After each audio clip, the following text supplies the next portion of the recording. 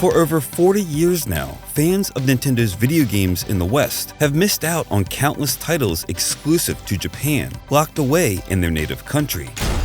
Some games were considered too text-heavy, others deemed too filled with Japanese references, and many more far too difficult for Western audiences. These days, most Japan-exclusive titles are far more documented and commonly known in the West. But there was a point in time where a treasure trove of video games existed hoarded away on the other side of the planet, waiting to finally be discovered and played by North Americans and Europeans.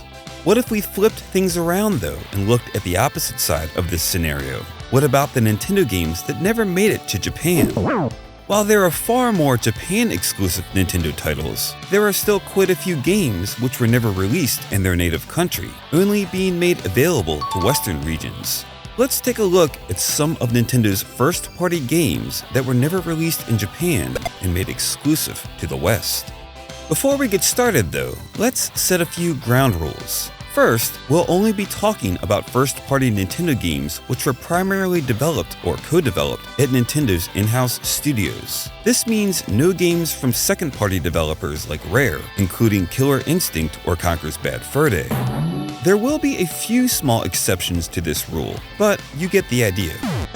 Second, we'll only be talking about titles released during a console's lifespan. So for example, if a game was a Western exclusive during the NES's relevant years in the late 80s and early 90s, but received a Japanese release 20 years later on a different platform or console, it still counts as being a Western exclusive for this video. Third, game compilations like Super Mario Bros. And Duck Hunt not available in Japan won't be mentioned. And finally, this is not meant to be a 100% comprehensive list, mainly just some of the more interesting Western exclusive titles that you may or may not have known about. So, without further ado, let's take a look at some of the first-party Nintendo games that were never released in Japan.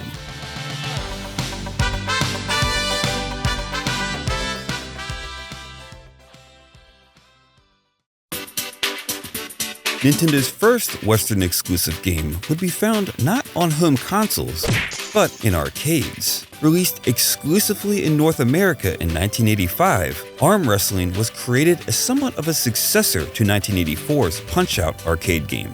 It utilized the same two-monitor setup of its predecessor and saw the player taking on multiple opponents in, well, arm wrestling matches. The game pulled plenty of inspiration from its boxing counterpart, including its unique mechanic where opponents had certain tells that could be used to predict the correct time to hit them with a counterattack. Funnily enough, Punch-Out's own Bald Bill even made a cameo in the game as Mask X, whose face would be revealed upon his defeat. While there were also a few NES arcade ports exclusive to the West, Arm Wrestling was Nintendo's only complete original arcade game that skipped any type of Japanese release.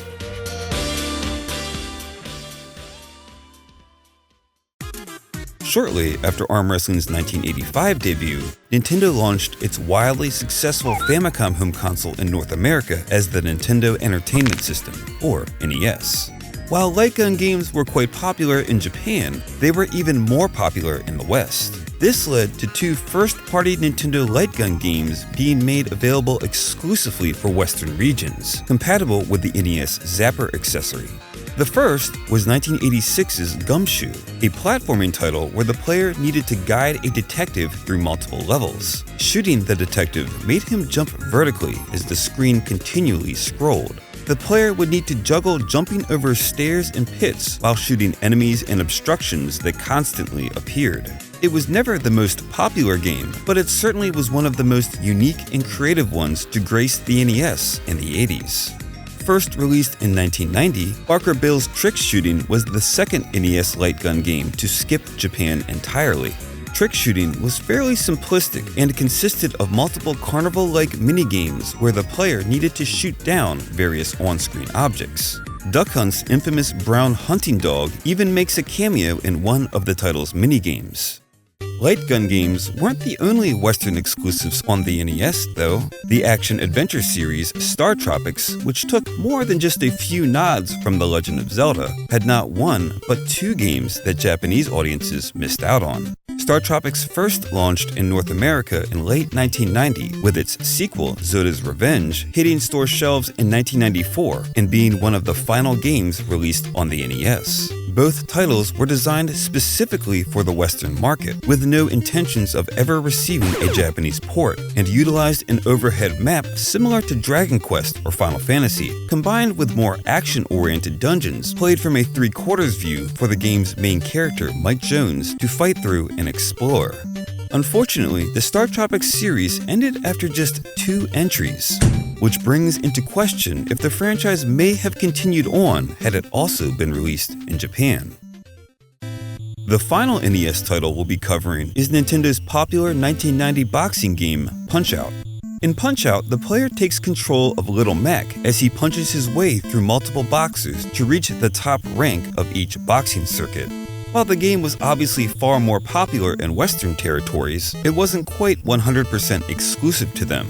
Mike Tyson's Punch-Out!, released in 1987, had received a Famicom version in Japan, but when Tyson's licensing deal expired a few years later, he was removed from the game entirely, replaced with a new boxer, Mr. Dream, and the game was retitled to simply Punch-Out! This updated version bypassed Japan completely and only saw a release in North America and Europe in 1990, 3 years after its initial NES launch. While the Nintendo Entertainment System had a decent amount of first-party games that completely skipped the Japanese Famicom, Nintendo's foray into the portable space yielded some Western-exclusive ports and sequels that surprised both Japanese and Western gamers alike.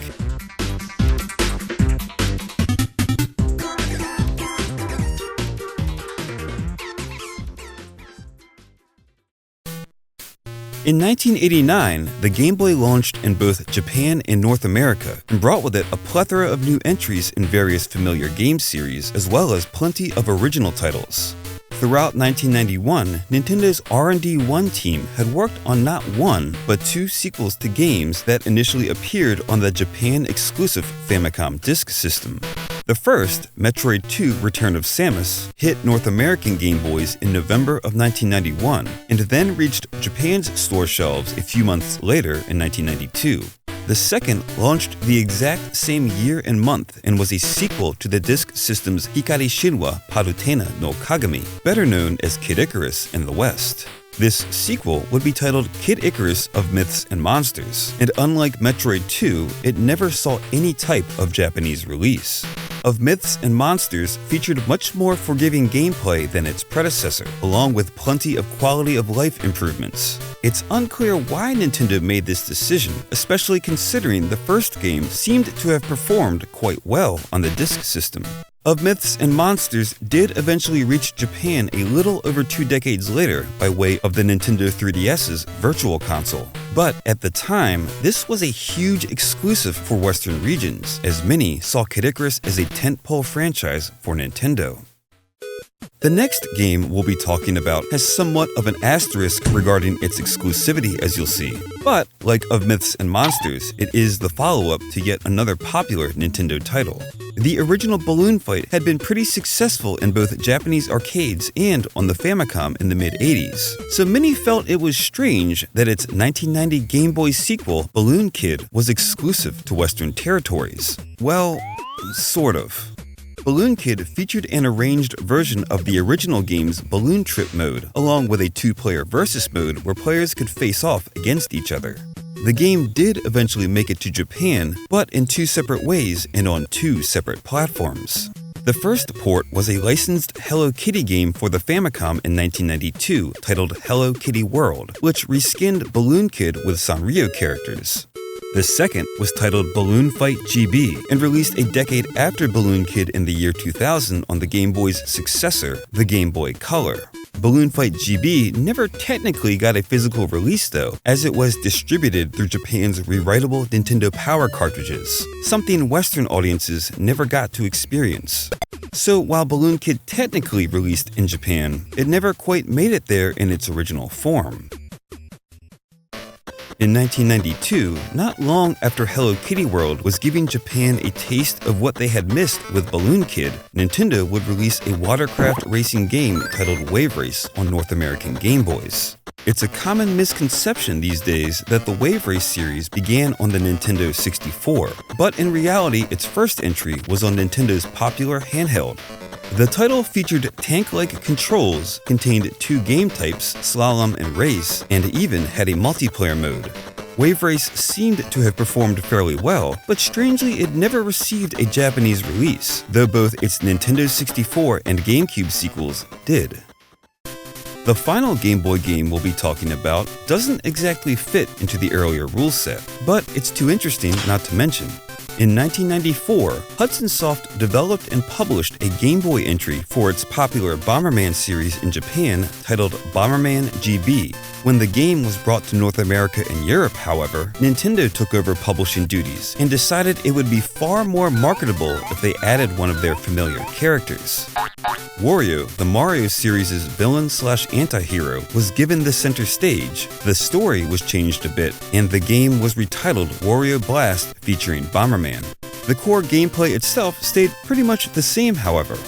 Bomberman GB2 eventually was brought to the West as well, but rather than continuing on with the Wario Blast naming convention, it was simply titled Bomberman GB, which caused a bit of confusion for fans trying to compare the Western and Japanese versions. In the early 90s, not long after the Game Boy launched, Nintendo would begin to roll out the NES's successor, the Super NES/Super Famicom, around the world, and with a new console came a few more new Western exclusives.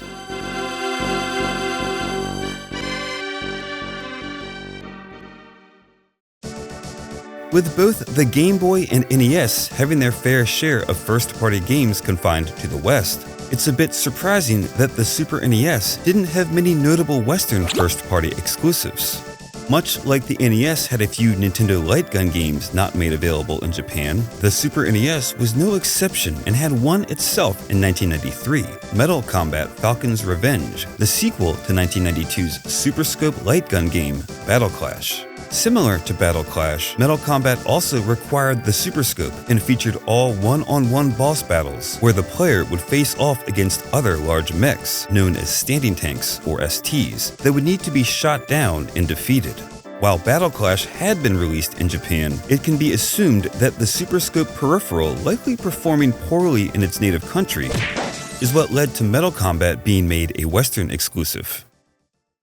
The next game, much like the Game Boy's Wario Blast, breaks some of the ground rules we set, but also is just too interesting not to talk about, due to it being very similar to Nintendo's Bomberman reskin.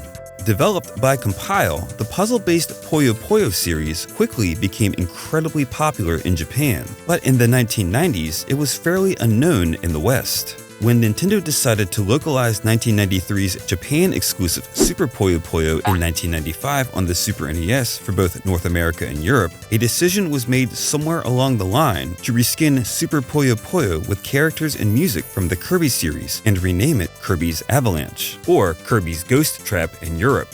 Just like Wario Blast, it can be assumed that this was done to help increase the game's marketability and help garner more interest in it. It's also very possible that Nintendo wanted to try and emulate Sega's success doing the exact same thing with their 1993 Puyo Puyo reskin, Dr. Robotnik's Mean Bean Machine, which replaced the Puyo Puyo characters with ones from the American Sonic the Hedgehog cartoon.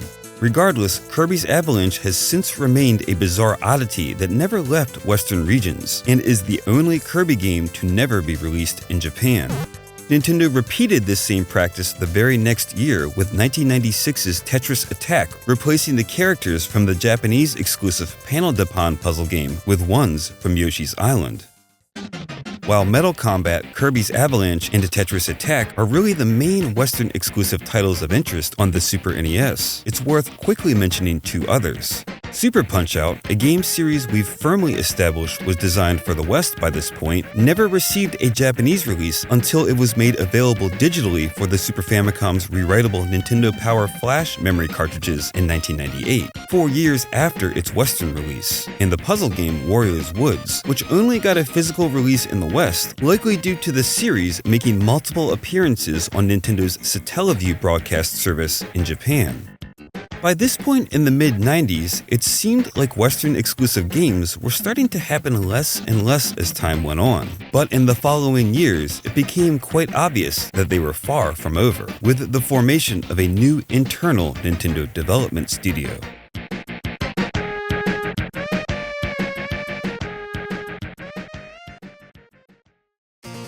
In 1998, Nintendo would partner with the Digipen Institute of Technology to create a brand new first-party studio in the United States named Nintendo Software Technology, or simply NST.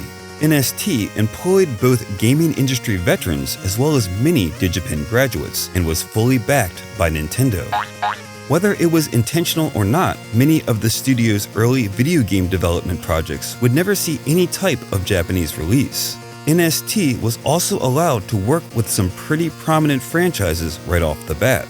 The studio's first project would technically not even be working with a Nintendo property at all, but rather a brand new entry in Capcom's Bionic Commando series created for the Game Boy Color. How all of this came to be is still unclear, but with Nintendo both developing and publishing the game, it still falls within our rule set. Bionic Commando Elite Forces completely ignored the canon set up by Capcom in the series' previous games and took place in a totally different universe, yet still used many of the same story beats found in the 1988 NES game. Much of the franchise's tried and true gameplay remained intact and unchanged, though Elite Forces used larger sprites with some very impressive animations, especially on the incredibly underpowered Game Boy Color. With previous entries in the Bionic Commando series already not performing well in Japan, it was no surprise that Elite Forces released as a Western exclusive when it first hit store shelves in January of 2000. More surprising, however, was the port of SNK's niche NES classic Crystallis that NST also developed for the Game Boy Color, with Nintendo once more handling publishing duties. Crystallis had already been released in Japan on the Famicom under the name Godslayer in 1990 and was seemingly received fairly well. So NST's port skipping any form of Japanese release seemed a bit odd. Either way, both games received fairly good reviews, but never left the West. NST would not be limited to just developing games for the Game Boy Color, however, and also took on two Nintendo 64 projects, both of which, surprise surprise, skipped Japan entirely. The US development studio had somehow been allowed to utilize Capcom and SNK properties, and now they'd even been given the figurative keys to the car for Namco's popular Ridge Racer series with Ridge Racer 64. Ridge Racer 64 didn't make any big changes to the arcadey racing game's formula, sticking with fairly simplistic controls and even reusing some tracks from previous games. When Ridge Racer 64 launched in February of 2000, no one could have predicted it would have steered clear of Japan. While Bionic Commando and Crystallis hadn't received any new entries in their respective series for roughly a decade by that point, the Ridge Racer series was still going very strong in its native country. Ridge Racer 64 did receive a port to the Nintendo DS a few years later, but even that version strangely remained locked away in the West. Whether it was part of the contract between Nintendo and the various intellectual property owners, or just simply a marketing business decision, all of NST's first three games remained Western exclusive titles. NST's final Nintendo 64 project would combine two of Nintendo's properties into a single game, the wildly popular Pokémon franchise and the company's Panel de Pon puzzle series, known at that time as Tetris Attack outside of Japan. This N64 game would be titled Pokémon Puzzle League and used the game engine from an unreleased Nintendo 64 Panel de Pon project. It's unclear if NST had been working on this quote-unquote Panel de Pon 64 from the start, or if they took over development from one of Nintendo's internal Japanese studios. But the US studio finished the project and, similar to Kirby's Avalanche and Tetris Attack, replaced all of the Panel de Pon characters with ones from Pokémon. Pokémon Puzzle League first released in September of 2000, and just like NST's first three games, was only made available to Western audiences. Well, kind of. 3 years after its release, Pokémon Puzzle League was stripped of its Pokémon characters and reverted back to a Panel de Pon game on the Japanese exclusive Nintendo Puzzle Collection on the GameCube.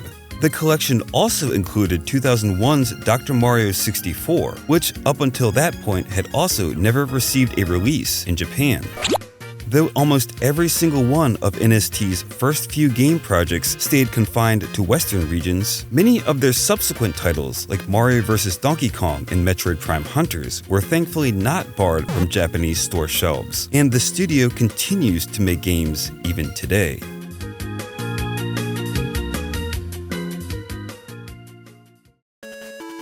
And that about does it for this look at Western exclusive first-party Nintendo games. There are still a handful of releases on later consoles that follow the same trend as many of the titles we talked about, and maybe we'll cover those in a future video. But for now, we'll be stopping at the end of the Nintendo 64's lifespan.